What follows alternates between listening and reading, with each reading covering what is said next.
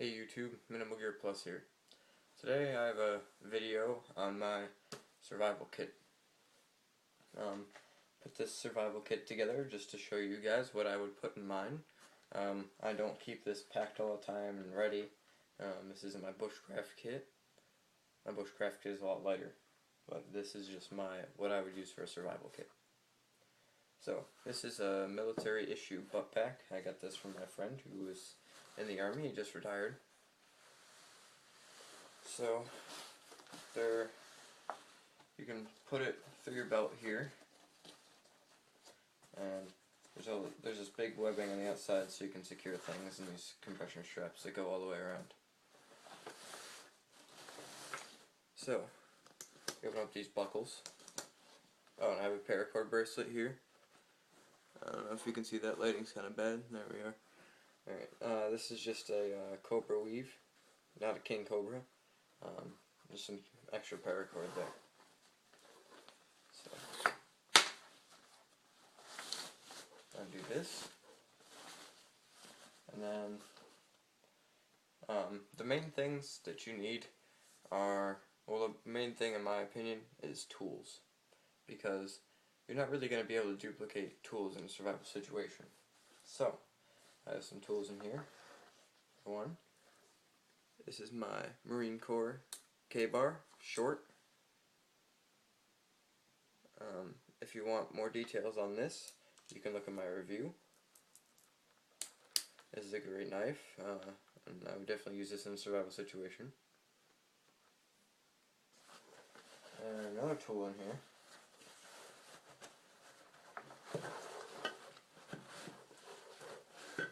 is on the bottom, kind of hard to get out of here. This is my Browning tactical axe, or tactical hatchet. This is a great hatchet, a little, and I mean, it's not the best hatchet in the world, but it's fairly cheap, and it gets the job done. Alright, the next thing is going to be my kit. So, I just call it my kit, because it's kind of an everything kit. This, I keep my bushcraft kit in here normally, so it has quite a bit of space in here. As you can see, there's nothing here to attach to your belt, but it has these D-rings here, and I have it on a sling, and I keep it right there on my side when I go bushcrafting. But this is my kit. In the main compartment, we'll go over that first. I have this shiny box. Rings actually come in a box like this. That's where I got it. And it's secured with a Ranger band. In here, this is part of my fire kit. This whole main pouch is my fire kit. And here, I got two of these little candles. Simple little candle. I actually tested these out last night. I never tested them before, but I've had them.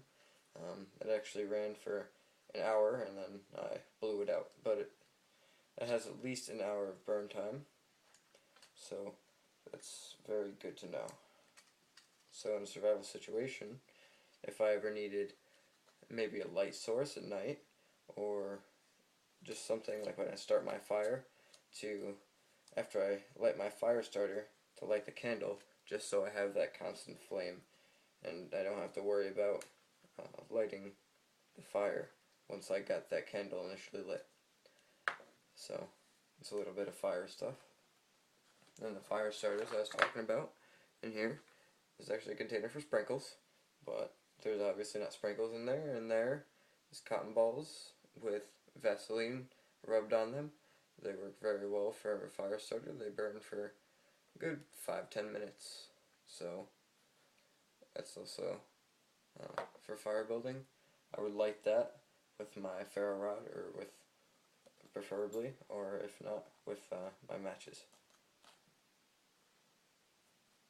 There's strings everywhere, I don't know why. Okay. And that's kind of bothering me. Okay, next thing I have in here, this is my secondary means of starting a fire. This is a waterproof case. Inside here probably can't see in there, but I got 2 books of Stop and Shop matches.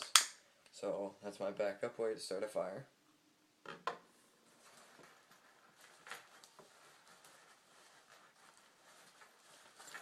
Alright. Next thing is my Swedish Fire Steel, my ferro rod. This is a Light My Fire brand. And it has, obviously, here's the little metal striker here, and then the rod, obviously. I have it secured with some paracord. This also has a whistle on it. I was just blowing really quietly. I don't want to blow too loud because someone will come in my room, someone in my family, and I don't want them interrupting my video, but the whistle actually goes very loud. So this would be my primary means of starting a fire. If I can't accomplish it with a ferro rod, which I am highly confident in, then I would go to using matches. So having multiple means of fire is always good, and also I know how to do bow and drill fires. I do teach primitive skills, so I'm very confident in my bow and drill capabilities. And here, this is just some dry kindling. So if it was maybe wet conditions and it's hard to get some stuff to light, I could split this stuff up real small, and I'll have some kindling to light. Alright, that's it for the main compartment. Going into another big compartment. This is miscellaneous cordage. So here, this is a 72-inch shoelace. This is a string from like a sweatshirt. I just took it off because I don't like having it on my sweatshirt, so I use that as cordage as well. And also, I have another 72-inch shoelace. And down here on the bottom, I have a length of paracord.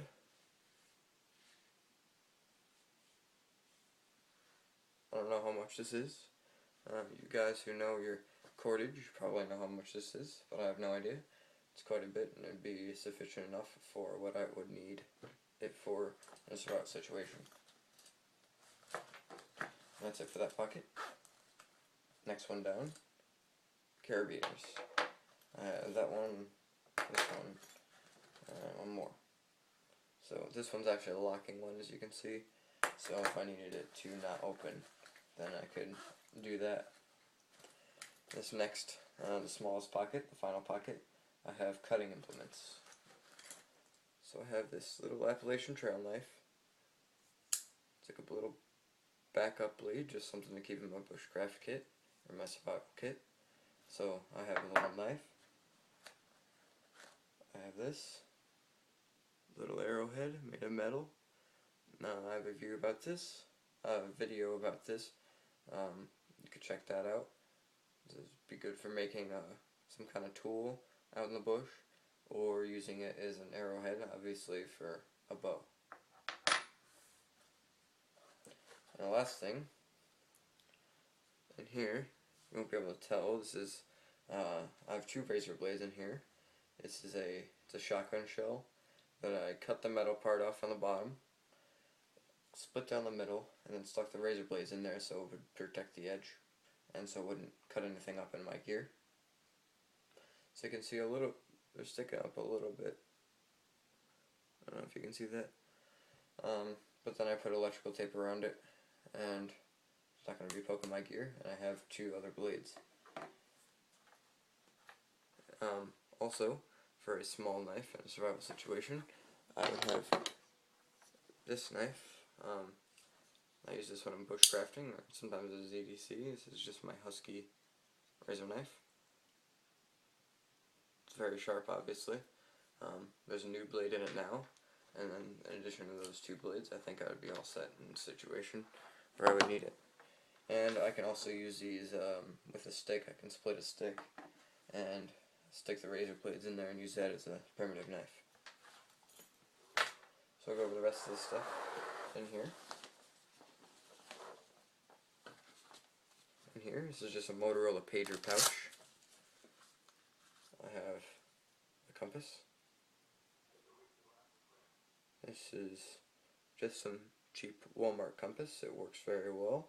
I use them in Scouts all the time. So I just have it in here to protect it so it doesn't get broken. Because I do have some hard things in this kit, so I don't want this breaking if I had to navigate. Alright, another thing. A whole roll of electrical tape. Yeah, this isn't necessary like some of the other things in this kit, but this is what I would carry. You can do a lot with electrical tape. It's really strong, so I wouldn't mind having it. I have this water bottle. I don't know if this is aluminum or not. It feels like aluminum, but it's very sturdy. Some water bottles you can kind of dent it if you just push on it, but this, there's no way I'm going to be denting this, and it might be stainless steel, but anyway, I would boil my water in here. So, water bottle and a way to boil water. And the final thing in this kit is this. This is a tarp. This is actually very big. This is made for... Oh, my phone's ringing. I'll go shut that off real quick.